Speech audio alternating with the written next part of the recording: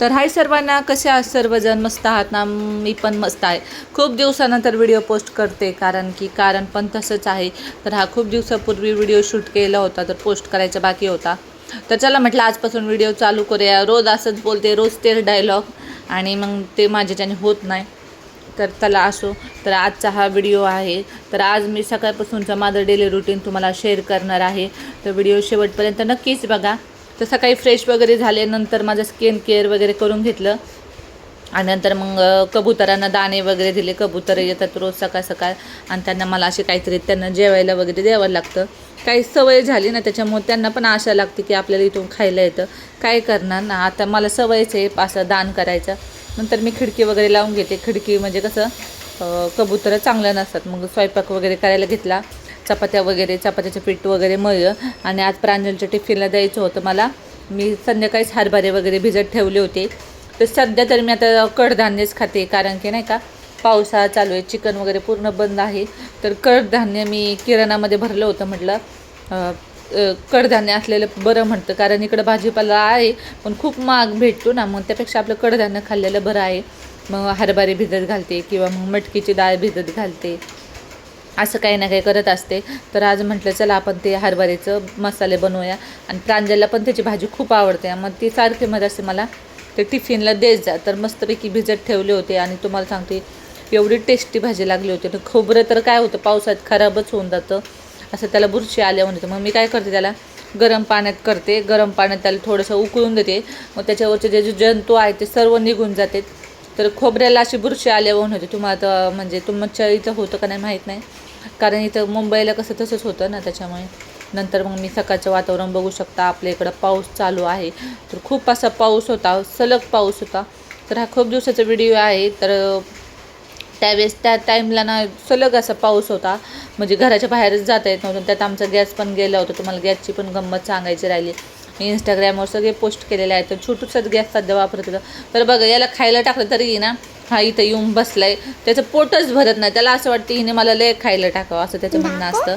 तर असं त्यांना खाऊ वगैरे घालते, आणि मी काय करते त्यालाच टाकत असते, कारण तोच मला ओळखतो. पण बाकीचे सगळे लगेच तेच आहेत की त्याच्या नादाने त्याला पण खायला, दुसऱ्यांना पण खायला भेटतं. पण असो. आणि आत्ता वाजलेले आहेत 8. माझं सगळं लवकर आवरलं होतं. तर नवीन घरी आल्यापासून माझं रुटीन बदललेलं आहे. लवकर उठते, लवकर स्वयंपाक वगैरे करते. कधी कंटाळा आला तर उशिरा उठते, कारण भाजी स्वयंपाक ती करायचं असं ना सगळं, तर लवकर उठावं लागतं. तर मस्तपैकी नंतर चपात्याचं पीठ वगैरे मळून ठेवलं. भाजी करायला टाकली. नंतर मी काय केलं, कपडे भिजत ठेवले. म्हटलं सर्व स्वयंपाक होईपर्यंत आपले कपडे वगैरे भिजायला ठेवलं ना, मग निघतील पटपट. तर इथं बाथरूमना मला थोडंसं बसताच येत नाही, त्याच्यामुळं ना ॲप्रन घालूनच मी कपडे भिजायला टाकले. तर कपडे नव्हते, थोडेसेच होते. तर म्हटलं चला कपडे वगैरे मग लवकर भिजत ठेवले ना, मग निघते असे त्याला ना हे द्यावं नाही लागत नाही. आता मला ना एवढे गुडघे दुखले, तर मला उठताच येत नाही, काय सांगू. नंतर मग भाजी वगैरे शिजायला टाकली. तर मसाला वगैरे सर्व केला होता, आणि मी हे ना कुकरमध्येच टाकते, कारण गॅसची बचत होते आपली. आणि मग सर्व भाजी वगैरे केली, चपात्या वगैरे केल्या. तर मला रील्स पण शूट करायचे होते, माझ्या प्रमोशनचे व्हिडिओ पण होते. तर मी सध्या यूट्यूबर नाहीत, कारण मी ना हे करते, ॲफिलिएट मार्केटिंग करते ना, त्याच्यामुळे मला इंस्टाग्रामवर ॲक्टिव्ह राहायला लागतं. तर यूट्यूबवर जास्त मला टाईम नाही भेटत, त्याच्यामुळे ॲफिलिएट मार्केटिंग म्हणजे त्याच्यातून थोडंसं कमिशन भेटतं. पण यूट्यूबसारखी सर नाहीच आहे. यूट्यूब म्हणजे आपलं यूट्यूबच आहे, खरंच आहे. ॲफिलिएट मार्केटिंगमध्ये लई कष्ट आहेत बरं का. पण यूट्यूबवर कसं एक व्हिडिओ पोस्ट केले की आपले म्हणजे होऊन जातं. पण हे ॲफिलिएट मार्केटिंगमध्ये कसं आता त्यांचे व्हिडिओ मला करावंच लागते, आणि त्याच्यामध्ये आपलेच पैसे टाकावे लागतात. तर मग आपलंच सगळं म्हणजे आता कोणतं पण बिझनेस करायचं म्हटलं ना, तर आधी आपल्याला पैसे टाकावंच लागतात, असं आहे. तर असो, मिस्टरांचं तरी म्हणणं असतं नको तू कशाला पैसे वाया घालते वगैरे. तर तसं काय, मी माझे आधीचेच पैसे असते जे मी त्याच याला म्हणजे थोडंसंच मागवत असते, आणि तेच रिटर्न करते. त्यातूनच माझे परत मी हे करते, पुढचं प्रोडक्ट घेत असते. तर मग चपात्या वगैरे झाल्या, भाजी वगैरे झाली मस्तपैकी. खूप दिवसांचा असे व्हिडिओ शूट करते.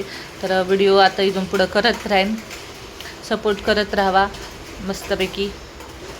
तर चला, कसा वाटला व्हिडिओ नक्की सांगा. आणि आता ना मी जास्त मिनटाचे पण व्हिडिओ नाही करत जाणार, थोडेसे आपले 5-6 मिनटाचे करत जाईन, आणि थोडंसं बोलत जाईन तर लवकरच एक गुड न्यूज पण येणार आहे, ते तुम्हाला कळणार. त्याच्यामुळे म्हटलं चला आता व्हिडिओ पोस्ट करत राहावा, गॅप नको घ्यायला.